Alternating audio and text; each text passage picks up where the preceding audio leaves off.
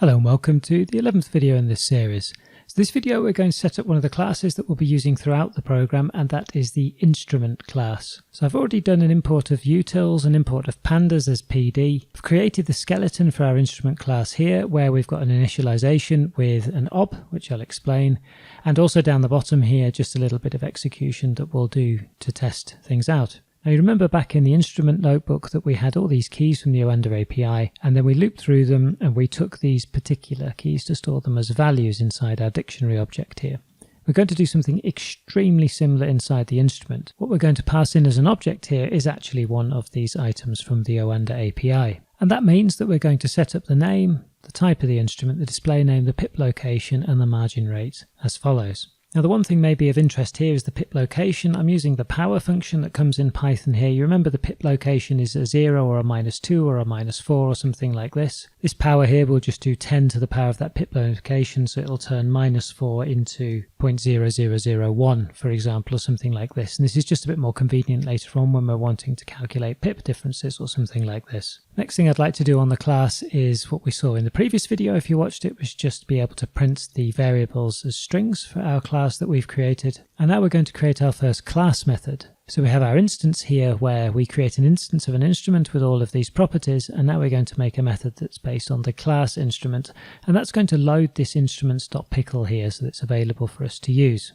So we'll type @class method and then def get instruments df brackets cls, and then we'll return pd.readPickle and then in the brackets the utils get instruments data file name.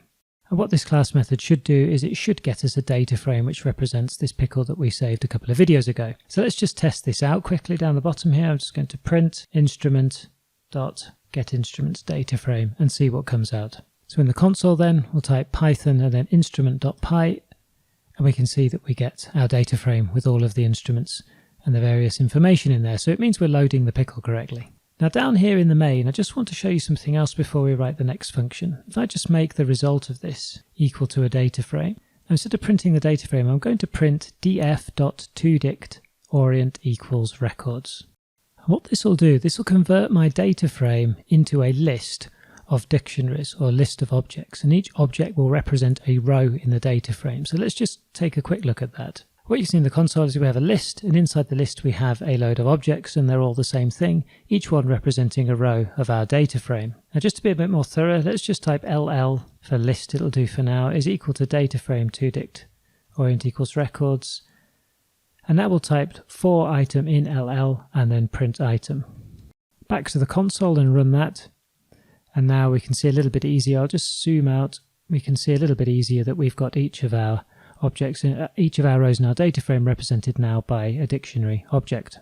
We're going to use this process to get the objects from our data frame that we've loaded from the pickle, and then create, using that object, an instance of our instrument. Now rather than doing it like this with a loop, there's a little bit of a shorter way to do it using list comprehension in Python. So we'll write the function and then I'll explain how it's done in case it's not clear. So we're going to say @class method and then def get instruments list cls, and then we'll say a data frame is equal to our class.getInstruments data frame, and now we're going to return open square brackets instrument x in brackets for x in data frame toDict orient equals records.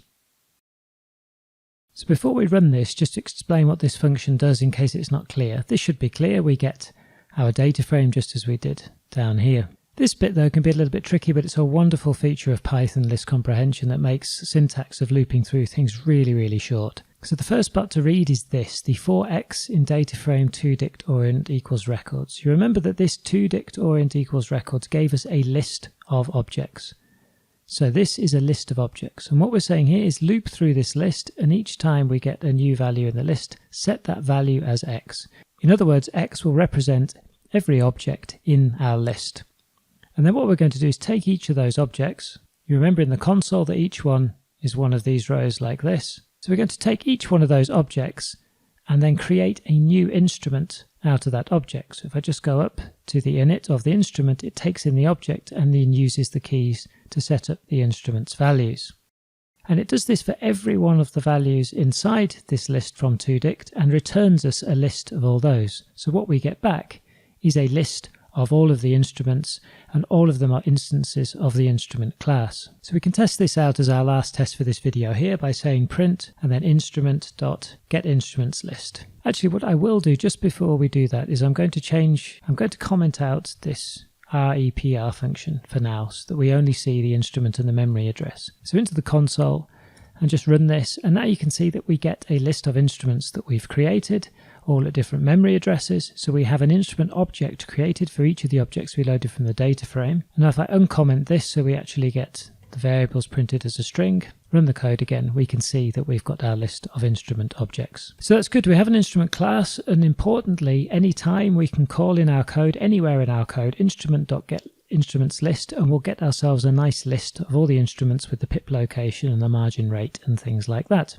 So that's it then for this video. Next one, we'll start setting up the Oanda API class, which is a bit more involved.